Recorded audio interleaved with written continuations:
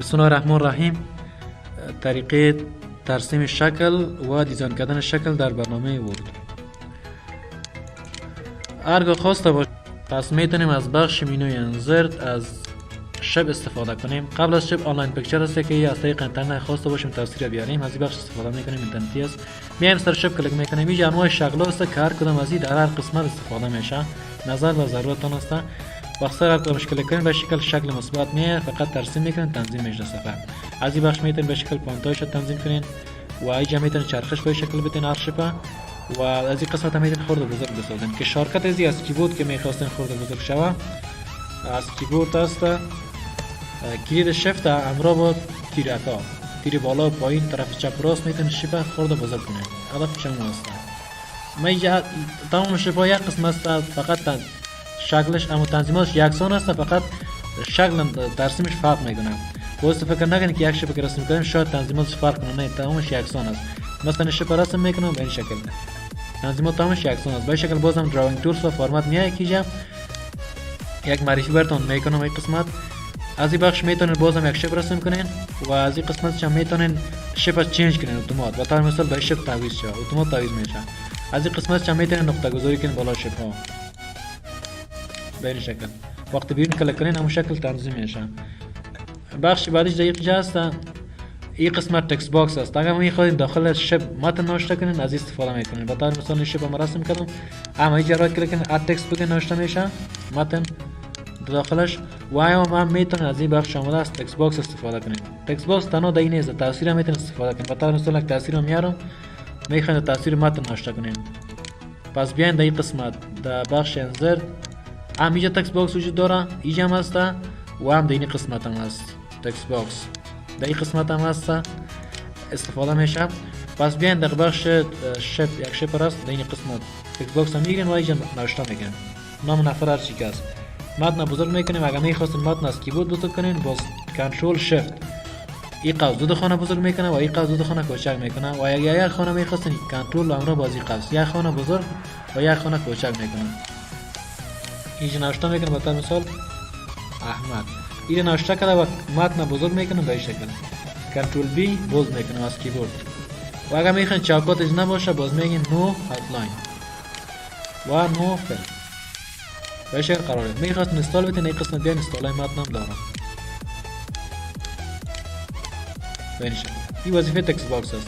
میایم سر بخش بعدیش در شیپ یک شکل دیگر رسم میکنیم.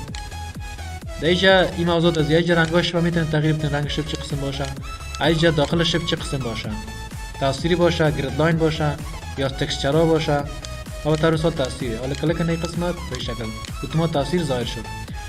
و در این قسمت گرید لاین هم میخواین چند رنگ مخلوط کنید. این قسمت بیاین چند رنگ باشه، به طور مثال یک رنگ سرخ، یک رنگ هم سبز باشه و یک رنگ دیگه هم باشه سیاه. انتخاب کردن از این قسمت شکلش چه قسم باشه تعیین میکنین. و اینجا هم دیزاینر گرید لاین هستن و اینجا هم رنگ گرید لاین میتونید تعیین کنین. بازم رنگ هست، میتونید یک قسمتش دلیت کنین. اینجا انتخاب کنید دلیت و یا میتونید یک قسمت نو اضافه کنین. مثلا مثلا یک رنگ دیگه است با رنگ چی هست؟ به این رنگ است. اینجا کلیک هم کنین خودش اتومات رنگ سایه اضافه میکنه که میتونید رنگ اضافه کنین به این شکل.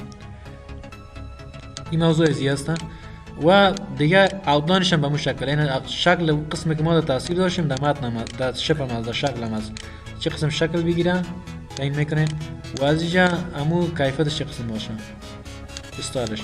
شیپ افکت است قسمی که ما در تاثیر هم داشتیم، در تصویر افکت یا شکل میدادیم در اینجا هم هستن به این شکل باشه و یا به این شکل سایه بگیره، رفلکشن بگیره زیرش و یا گلو رنگه باشه به این شکل، سافت جک باشه به این شکل و یا پروفایل به این شکل زخامت بگیره، چرخش شوه به این شکل. این استایلاش هست میتونید استفاده کنین. بخش دیگه قسمتش هست یا در متن استفاده میشه. وقتی ما اینجا سر شیپ راست کلیک کرده اد تکست بگوییم یک متن نوشته کنیم به طور مثال به این شکل اسم هست. اینی که نوشته کردیم این نوشته کردیم به این شکل نوشته شد. حالا اینجا این فعال میشه. در این قسمت بیاین استایل متن چه قسم باشه و از اینجا هم یکی ما داریم داخل متن است چه قسم رنگ بگیره و یکی داریم بیرون متن است استایل بیرون متن چه قسم باشه و به طور مثال به این شکل رنگ میدیم و از اینجا زخامت چه قسم باشه تعیین میکنین. و از این بخش دیگهش از این قسمت استایلش هست. به این شکل میتونید داش باشه چه قسم باشه، اگه استایل نباشه تعیین کنین.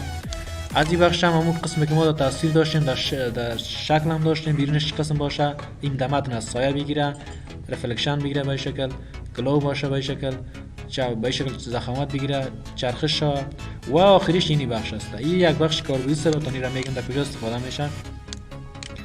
با طور مثال اینجا نوشته میکنیم، ترتیب نامه زیادتر استفاده میشه از اینجا نوشته میکنیم به این شکل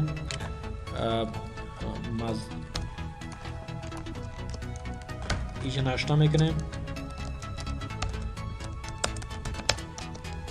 به این شکل. ایره متن از این قسمت متن میایم بزرگ میکنیم. بعضی که بزرگ ساختیم کنترل بی در وسط و چوکاتی را حذف میکنیم، چوکاتش نو میگیم. اینا رو میایم در این قسمت اگر میخواین که متنم چرخش بتین کنترل انتخاب کرده بیاین در این بخش چرخش های متن است. در باز جای استفاده میشه و همین شکل میتونید استعین کنین به این شکل. باز ساعت از این کار میایم. این استایل متن است. موضوعی باید در بخش پس دیگه این موضوع از این باشه. دیگه تکست دایرکشن هست، هم جهت های متن میتونید از این قسمت تعیین کنین چه قسم چرخش بگیره، به این شکل باشه، به این شکل باشه. دیگه الان تکست هم موقت متن در کجا قرار بگیره، طرف وسط یا مثلا اینجا یک شکل دیگه رسم میکنم و این رایت کلیک میگم اد تکست میگم نشته میکنم احمد. این هم بزرگ میکنم حالا ببینن این در کدام قسمت می قرار بگیرن، در بالا، وسط یا پایین. و دیگه این موضوع پوزیشن جهت متن شکل است، شب در کدام قسمت صفحه قرار بگیرن. این قسمت بیاین در این قسمت، در این قسمت، در وسط، در وسط، طرف راست وسط، در وسط وسط باشه، طرف چپ، در پایین. فرق یا چی است؟ یکی از در بالای صفحه استفاده میشه، در بالای صفحه در کدام قسمت باشه، طرف راست، وسط، چپ، یا بخی در وسط صفحه، مرکز صفحه، وسط، طرف راست، طرف چپ، در پایین صفحه، طرف چپ، وسط، راست. رپ تکست هم حالتهای شپ هست که میتونیم استفاده کنیم. و از این قسمت هم در صورتی که ما چند شپ داشته باشیم، یک شپ هست میخوایم شپ پشت سر در پیشری بیاید، چی میگین؟ سرچ کلیک میکنیم بیاین میگین برینگ در پیشری اومد. میخواستن پشت سر بره سند میگین. اگر در صورتی که چندین شپ باشه باز برینگ گفته میرین تاثیرها پیش میاد. سلکشن پنل براتون گفتم میتونه شپ های خود شو و یا هاید کنیم از قسمت. و دیگه موضوعش اینجا هستم یا موقعیت شپ هست که تاثیر براتون گفتم از شپ طرف چپ باشه، وسط باشه، راست باشه، کدام قسمت باشه از اینجا میتونید استفاده کنین. ساده شین، استاندارد شین، بسیار آسانش و هم از اینجا میتونید مشخص کنین کجا قرار بگیرم. و دیگه موضوعش هم روتیت است. به طور مثال جمع یک شکل رسم میکنم.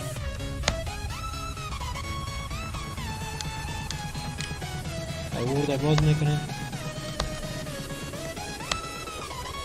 و ایرم کلان میکنم. میایم به این قسم یک شکل رسم میکنم. یک شکل باشه به این شکل دیگه، یکی به این شکل باشه. از یک کپی میگیریم، کنترل سرچ کلیک کنیم، کنترل بگیریم و کش کنیم به این شکل. اینا رو میخوایم که روبروی هم قرار بدیم. در این قسمت بیاین در بخش اینجا به این شکل چرخش بگیره 90 درجه.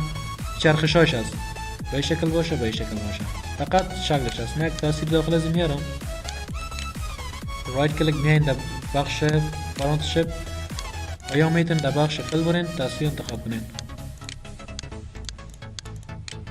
و از این کنترل بگیرین یک تو کاش کنین. فعلا به این شکل است. حالا که بیایم در این قسمت از جا به این شکل باشه، به این شکل باشه، فقط روبروی هم چه قسم قرار بگیرن. و از جا میتونید اندازه شپاش رو خرد و بزرگ بسازین، سایزهای شپاش میتونید از قسمت تنظیم کنین.